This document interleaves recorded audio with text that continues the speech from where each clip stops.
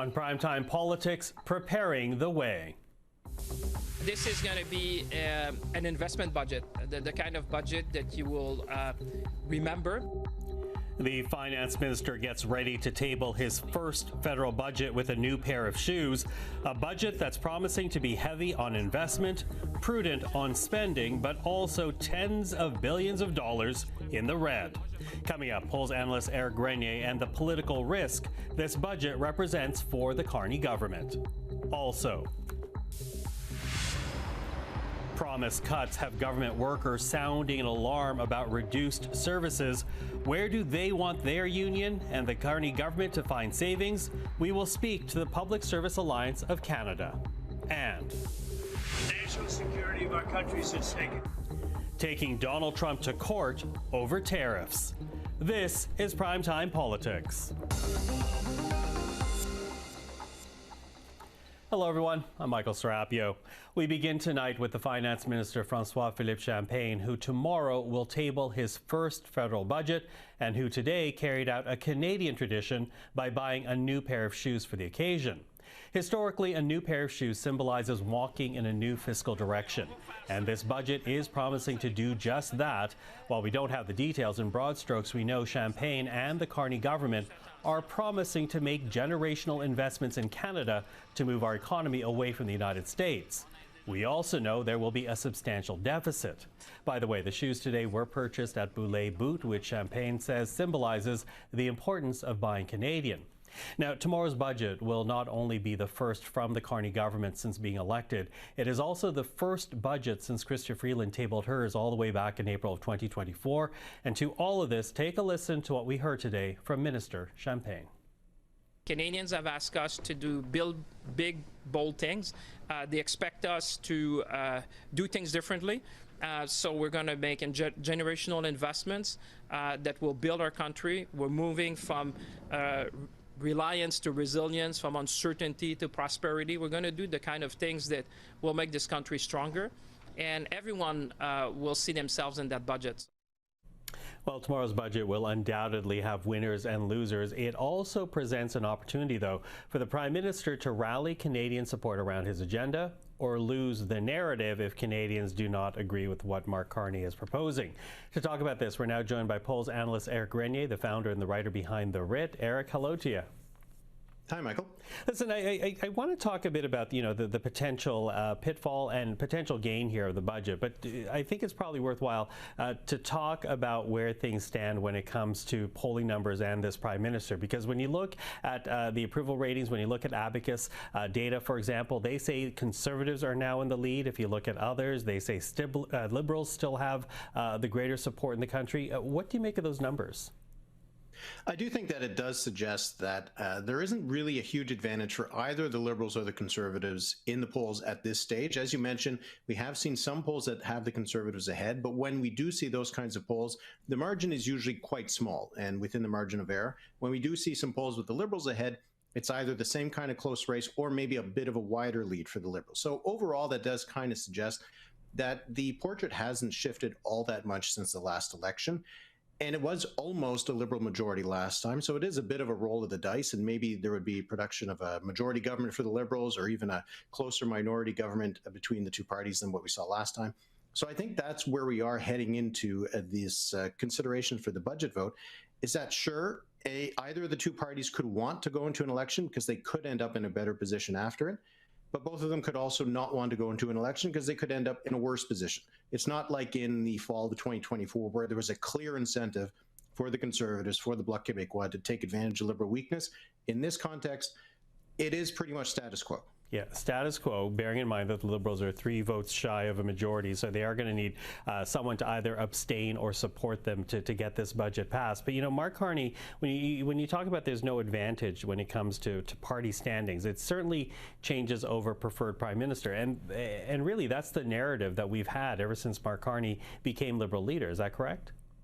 Yeah, absolutely. And if the Liberals are jonesing for an election, it would be because Mark Carney has that advantage over Pierre Poilievre. Nanos research continues to show a 20-plus point lead for Mark Carney over Pierre Poilievre on preferred prime minister. And we also did see a few polls out over the last week asking Canadians who they would prefer to balance the budget without hurting them, who they would prefer for economic growth. And Mark Carney has an advantage over Pierre Poilievre. So over the course of a campaign, if one did get kicked off, maybe that advantage would start to tell and push the Liberal numbers further. But if we are in a bit of a polarized electorate where it is primarily party brand that is keeping the Conservatives afloat, it might not matter much that Mark Carney has that edge over Pierre Poilievre. Okay, but now comes in this budget as of tomorrow. Arguably, this will be the first time Canadians will get a glimpse into how the Prime Minister intends to turn his words into action. What will be important for the Prime Minister to convey with this budget, do you think? I do think they have to convey a level of, I'm not sure how to put it, but not to be going too far. It has to have a level of pragmatism in it, because all the polling that's been done over the last little while still suggests that Canadians, you know, they prefer not to be in a deficit position. They prefer to see a balanced budget, but they do understand that deficits can be necessary. And if the deficit is funding spending towards their priorities, that they can live with it. So if we do see a budget that comes out on Tuesday that is, sure, a big deficit number, but the case is well made that it is meant to be investing, as Mark Carney is often saying, rather than just reckless spending. I think the fact that Mark Carney has that advantage on trust from Canadians on his economic management, that it will go over well enough for Canadians. I think there isn't this desire to see drastic cuts to balance the budget in the same way that there isn't a desire to see massive spending to deal with problems like we saw during the pandemic. Mm-hmm. You talk about, you know, the spending and the investment, and I do wonder what the Prime Minister needs to focus in on here, if at all, because from the polling I've seen, affordability is still the top concern amongst Canadians. But the Prime Minister, he doesn't talk about affordability in terms of things like an excess profit tax on grocers. He talks about investments. What kind of sell will the Prime Minister have to do to get people on side if affordability is how they define their concern? I think a lot of it does have to be axed towards that affordability question, the cost of living question, even if it is investments in big projects or if it's investments in defense spending. If it does mean instead that some of that money that is going towards these large ticket items will have benefits for Canadians, either in higher salaries or reduced costs in the longer run, then I think it could have some resonance. But there does need to be a focus on cost of living, because as you mentioned, that is still by far the top issue of Canadians. Yes, the economy, Donald Trump, healthcare system, housing affordability, they rank highly as issues, but cost of living is the top one. And when you see polling that was done, for example, by Ipsos, and it suggests what they want to see in the budget, it is measures to either reduce taxes or just to reduce the cost of living. So if the budget does put an emphasis on that, or if at least the message from the budget puts an emphasis on that this will reduce the cost of living for Canadians, then it could resonate with Canadians. If, on the other hand, it is seen as a budget with a lot of spending that might impact Canadians in 10, 20 years, then I think there could be a vulnerability for the Liberals that they're seen as not addressing the top issue for Canadians right now, which remains the pocketbook. Mm-hmm. You mentioned Donald Trump, and we know during the election when the Liberals mentioned Donald Trump, or if Donald Trump ever had a news conference, they actually bumped up Mark Carney's numbers. Where does Donald Trump fit into this budget? Is that an issue that Canadians will be looking for, do you think? I do think so. He's still one of the big issues when asked directly what is an issue facing the country. I do think that the specter of Donald Trump is hanging around all the other issues. We did see polling that was done by Ipsos asking what was behind the cost of living increases. One of them was inflation. One of them was the government spending. But another one was Donald Trump and the tariffs. So if people are feeling the crunch from inflation and cost of living, some of the blame does go south of the border to Donald Trump. So I do think that while it isn't the top issue in the same way, the emotional issue that it was in the federal election campaign in March and April, I do think it is still there. It is something that we can't avoid. It is something we can't ignore. It's in the news every day, Donald Trump and what he's doing in the country, what he's doing in terms of our relationships with them. So I think it does need to address that. But if it is just about Donald Trump, I don't think it has as much of a resonance as it did back in April. Okay, so we will keep an eye out as to how they message this budget, the arguments they make around it. Eric, we'll speak again. Thank you for this. Appreciate it. All right, thanks, Michael. That's Éric Grenier. Well, let's talk more about François-Philippe Champagne's first budget as finance minister. We're now joined by Sharon DeSousa. Ms. DeSousa is the national president of the Public Service Alliance of Canada. Sharon DeSousa, thanks for dropping by again.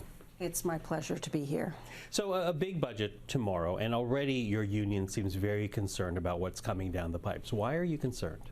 Well, I have to say, when you start saying that this is going to be an austerity budget, and when you're talking about going to pre-pandemic workforce, what we're talking about is a difference of 70,000 jobs at a time where our economy has been hit the hardest, and mainly because people depend on those services. It concerns me greatly because at the end of the day, these workers live in small communities, and how do they expect these communities to prosper? That would be a huge impact on their economy, let alone at a time where people are depending on public services. And we've already seen 10,000 cuts just last year, and they're feeling the brunt of it. So who's going to make sure that that safety net is there? Mm-hmm.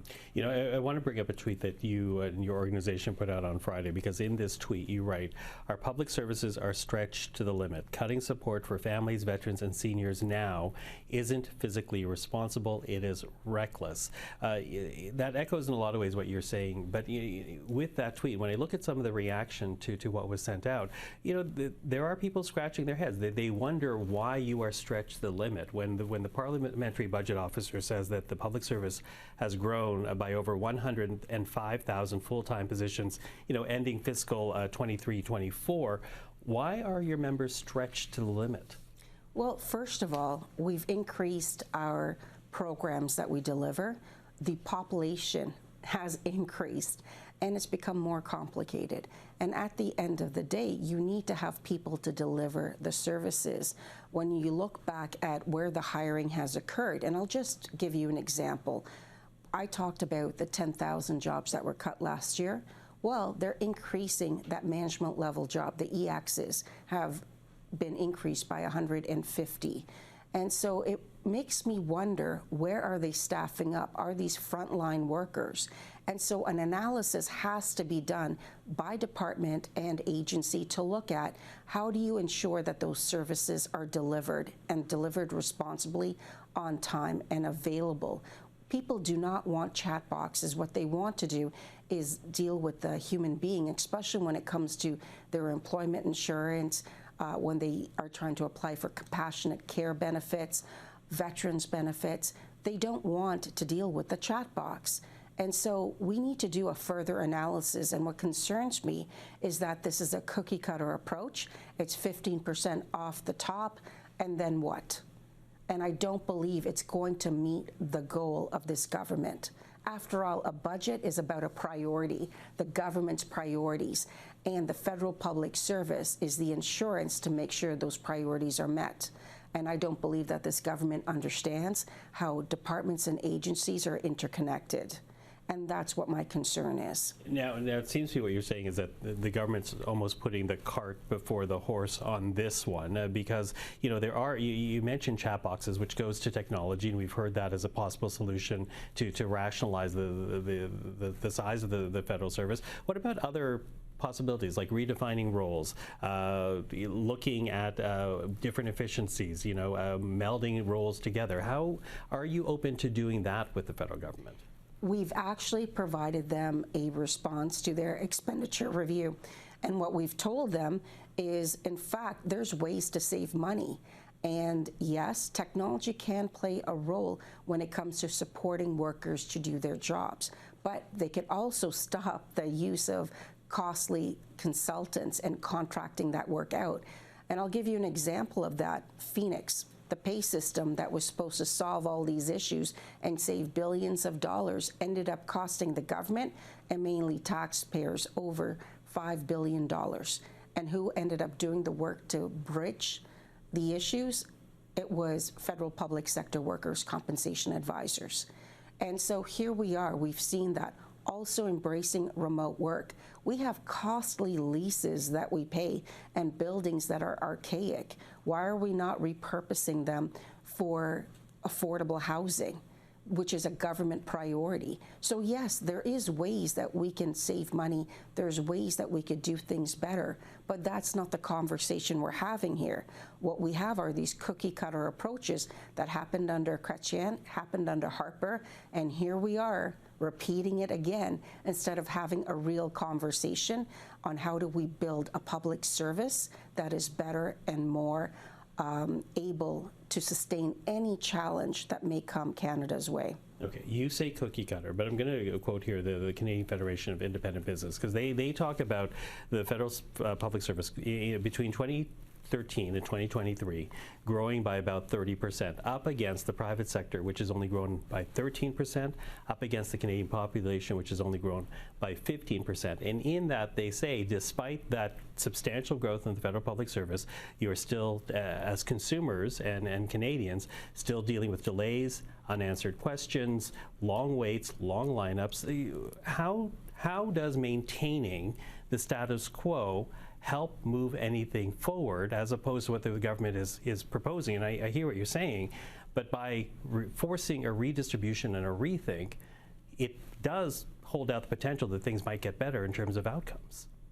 So that's a very interesting point, because if you understand the way government works and departments work, you need to look at the service and what is required to build on that service. And looking at it from a blanket approach doesn't work. We're not dealing with widgets. What we're dealing with are people's lives and the programs that support them during difficult times. And the problem that we have right now is, yes, there's been a growth, but where is that growth? Is it the frontline workers? It's not. And I'll give you an example. Canada Food Inspection Agencies, the inspectors, they were cut under Harper. Do you know that they haven't been increased? There hasn't been any new inspectors. These are the people that make sure that the food on your table is safe. And we have other inspectors as well who are not checking every little bit, whether it's goods that are coming into Canada. We aren't doing that work. So that makes Canada vulnerable. But we're not looking at it from a safety-specific methodology. What we're doing is looking at it from a blanket approach. What I'm saying, though, is yes, without a doubt, we need to look at the federal public service. I agree. But we need to look at it from a different perspective. We are not a business. The government of Canada is there to take care of its people. And I don't believe it's going to be able to do that. In fact, we've seen departments starting to rehire. People are working overtime to make sure that they meet their commitments, and it's mandatory overtime. If there's that much work and you're rehiring, then you have a problem.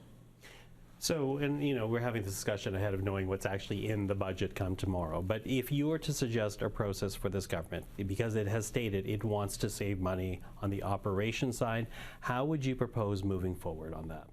Well, there should be consulting with the staff unions. You should be speaking with the frontline workers that actually do the work and figure out what does it take to ensure that public service is at its most viable point. Another example, in this budget, there's supposed to be funding for 1,000 new border service agencies, the officers that do that coverage. And that's great. That's great. It's been understaffed. But what else do they need in order to be successful? And I'll tell you, the officers know that. Well, this is just the beginning of the discussion, Sharon. Of course, as I say, the federal budget is tomorrow. But for this evening, thank you for the time. Thank you so much.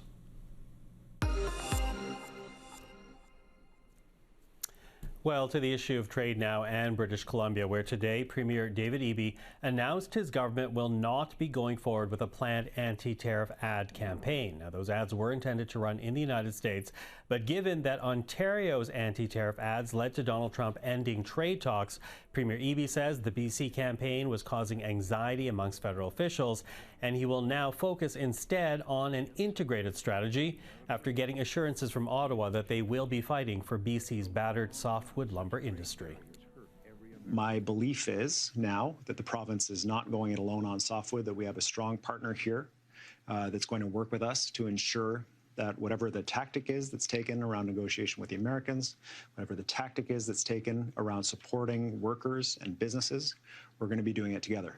we've committed to the federal government that when the time comes to be speaking directly to Americans, we'll do it in partnership with them. We will not be running the ads by ourselves. We'll make sure that we're in line with strategy going forward.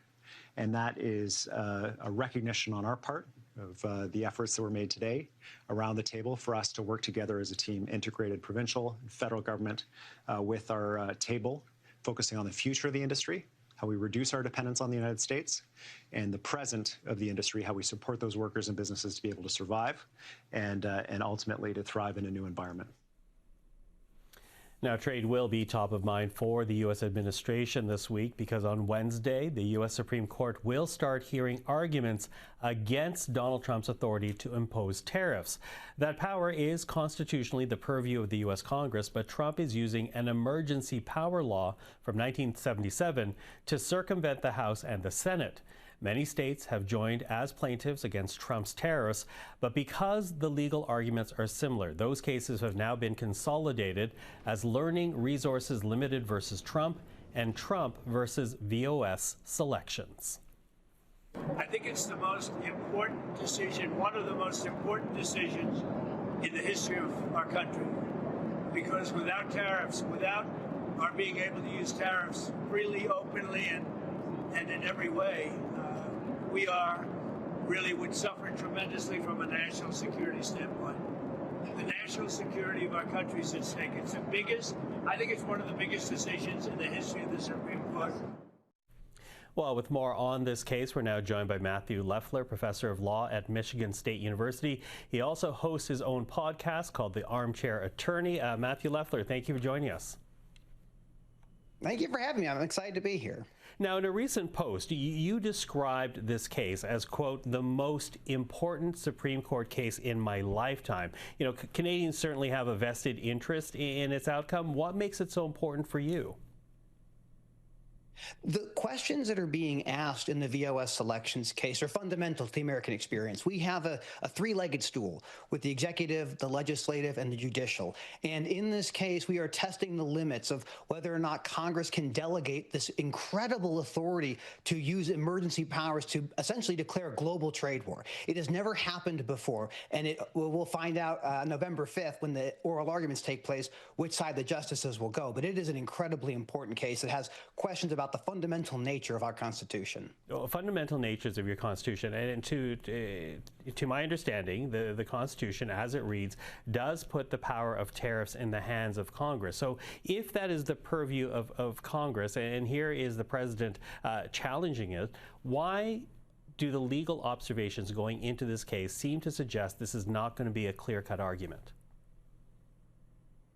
This is an incredible moment in American history. What is at stake is this a law called IEPA, the International Emergency Economic Powers Act of 1977. In a nutshell, it allows the president to declare an emergency and do certain things in an emergency, but what those powers are unclear. Using tariffs under IEPA has never been done before, but in a very real sense, it is the ability to declare a global trade war without any advice or consent of Congress. The only way under IEPA to make this emergency go away is for the House and the Senate by a 2/3 majority of each to overturn that emergency power. You'll never see that happen in the United States, having 2/3 of both the House and the Senate agree to anything. And so this power the president is using is able to circumvent what Congress has done. So there's two questions in the VOS selections case. One is whether or not IEPA even allows the use of tariffs. The language of tariff is never in IEPA. But the second point, even more important, is can Congress even give up that power if they wanted to?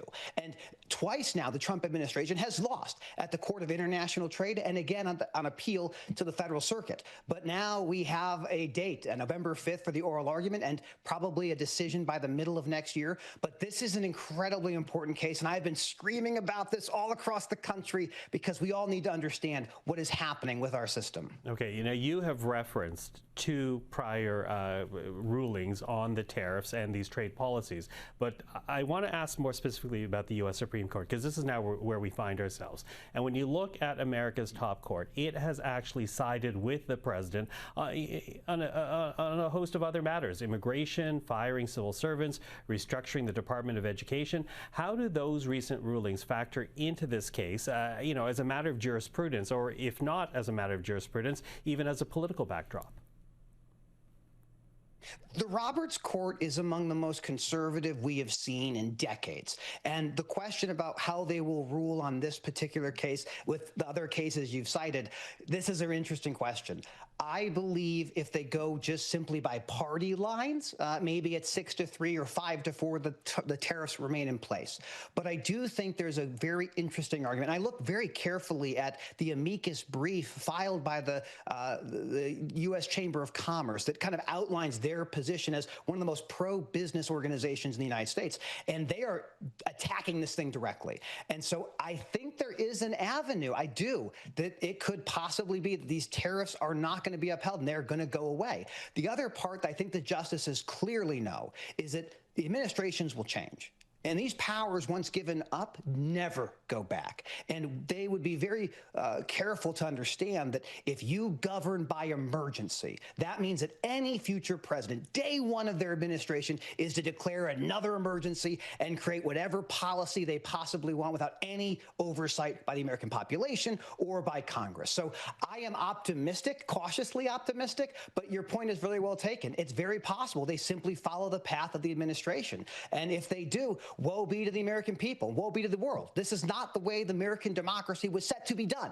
And that's why this case is so interesting, because it is clearly a vast grab of power by the executive branch that has never happened before. Mm-hmm. And the potential to be even more polarizing in American society, correct?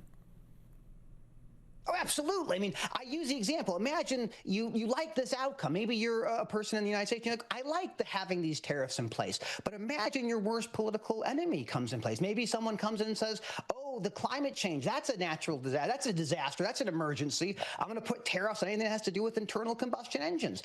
And you have no way to stop that. You cannot govern by emergencies. There is advice and consent that must happen. And so I'm very excited to see what happens with this case. And obviously, whether the outcome, whichever way it goes, hopefully there's some clarity as to what the emergency powers truly are and whether or not Congress can even delegate the tariffs like they did, or they're arguing that they did under this IEEPA litigation. Mm-hmm. And of course, this goes right down to tariffs against Canada, so many Canadians are watching this very closely.